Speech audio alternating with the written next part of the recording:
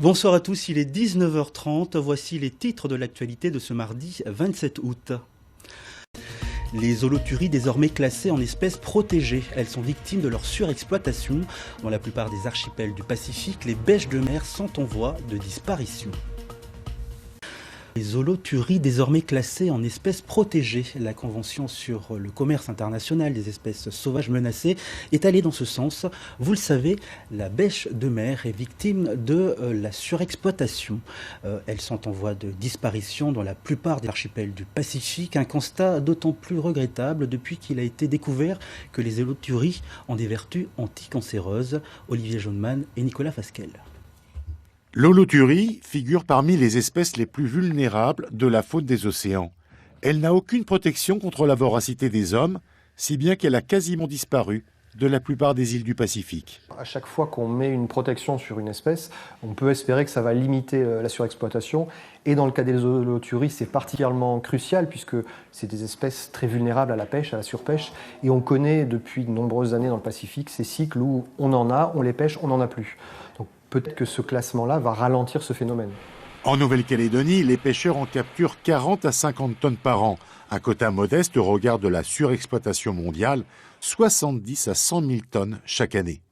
En Nouvelle-Calédonie, dans les débarquements des pêcheurs, on est sur une vingtaine d'espèces. Mais en fait, c'est surtout une dizaine qui sont particulièrement recherchées pour leur valeur commerciale. On a des espèces à forte valeur, à moyenne et à faible valeur. Et par exemple, si on regarde ici, c'est un peu le panorama des espèces commerciales du Pacifique, une vingtaine. On a ces quatre-là qui sont vraiment le top 4 des espèces à forte valeur en Nouvelle-Calédonie. La tétée noire, la tétée blanche, l'holoturie grise et l'holoturie mouton. Donc c'est vraiment ce qui va intéresser le plus les pêcheurs.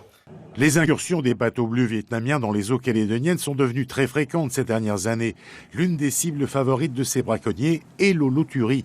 La bêche de mer est l'un des plats préférés des Chinois qui en ont fait un mets prestigieux doté de vertus médicinales. Il y a un côté traditionnel, ça faisait partie des plats favoris de l'empereur, donc qu'on se devait de consommer quand on faisait partie de la noblesse. Et de nos jours, c'est un peu le cas. Consommer de l'holoturie, c'est faire partie du gratin de la société. Et à côté de ça, il y a quand même des usages thérapeutiques depuis la nuit des temps en Chine.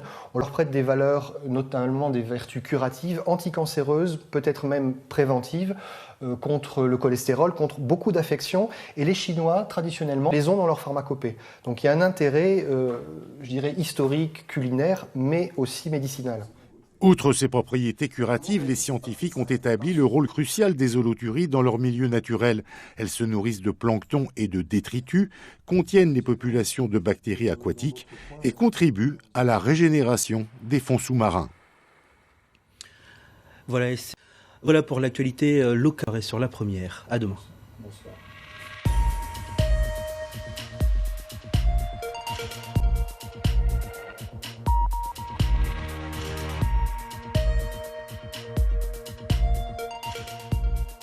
L'info continue sur lapremière.nc.